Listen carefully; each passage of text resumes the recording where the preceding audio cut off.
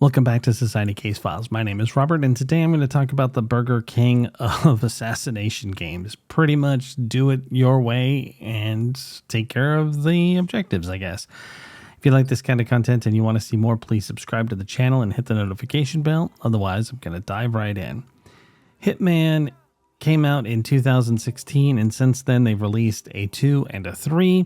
They're effectively the same engine, and they even have a pass where you can basically add all 3 of the games into the same one so that you can play them in any order you want. You can jump in and do the campaign mode in order, or you could just enjoy the different sandboxes as you see fit. There's basically 20 different levels, and then there's just tons of weird objectives that they've come up with and all kinds of stuff to basically get your sociopathic murderer on in this wild experience. One of the things that I find most interesting about Hitman is that it's far less of an action third-person game and much more of a puzzle game. It kind of reminds me a little bit of the game Commandos from quite a while back. I think there's even 3 of those, but I don't remember. And the idea in that was that you were in a top-down view, and it kind of had that look of like a real-time strategy game. So if you'd played, say, Warcraft or Command and Conquer, you sort of had this vision of what the game was going to be like, and you'd send your characters out and they'd fight and stuff. But in reality, it turned out to be much more of a puzzle game. There was kind of a right way to do it, and you just had to follow the specific objective and like move this character to this position so that he had visual over here, move someone over here, and if you messed up, then you pretty much lost the level. And because of that specificity, it wasn't really the kind of game that you thought it was.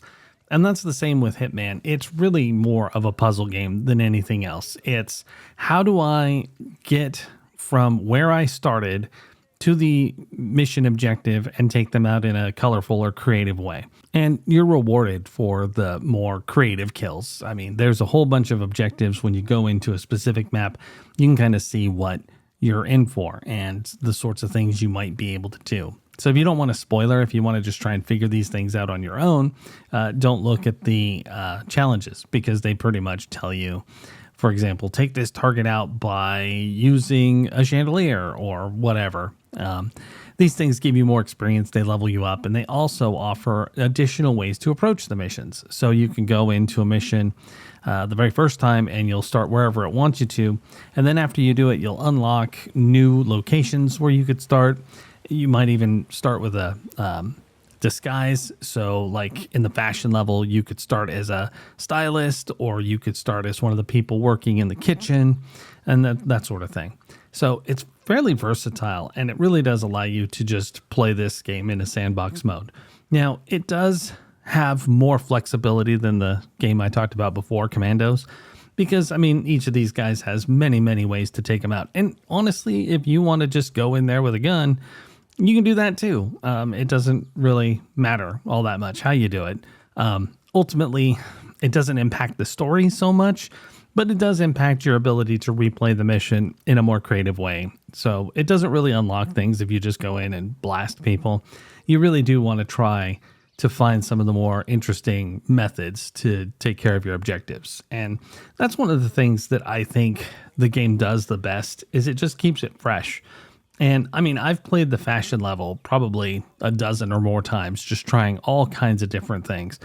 Now, one of the things that means is that you do have to be very patient, because a lot of times, if you want to get to the point where you can try some of these, it's several minutes, sometimes 10, 15 minutes of just standing around waiting for someone to get into the right position, especially after you've done everything required in order to set up that kill.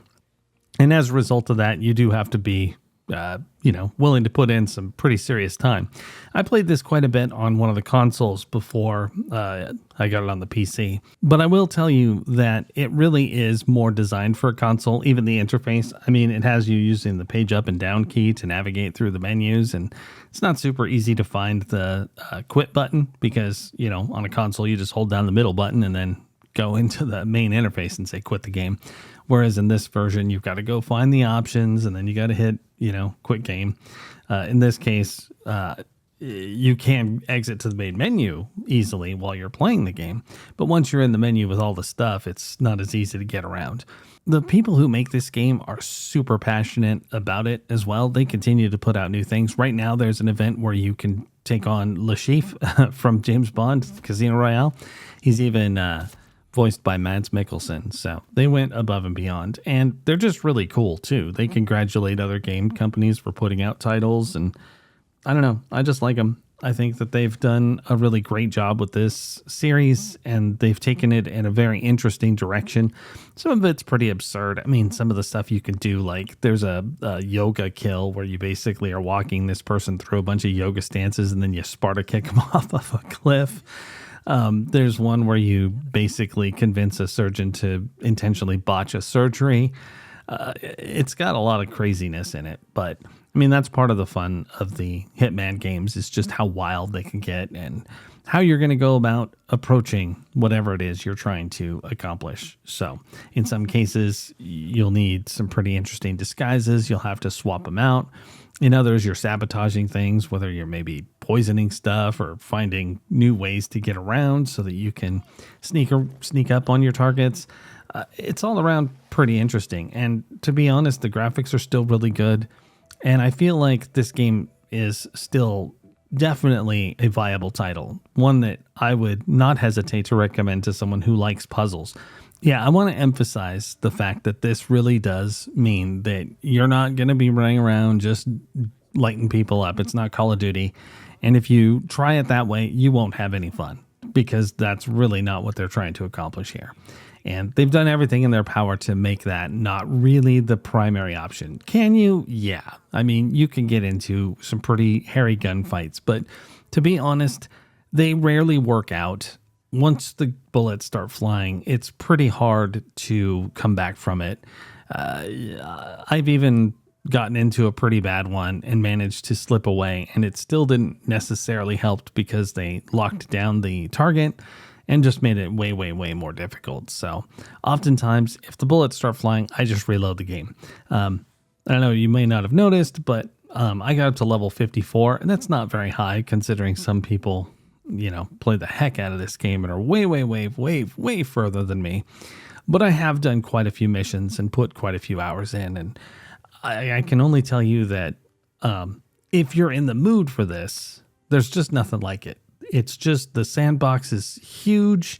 There's loads and loads of people. It really does feel like the worlds are alive, and they really made something special. So if you want to revisit an interesting game and you haven't tried this before, I recommend it. Give it a shot, especially if it's on sale.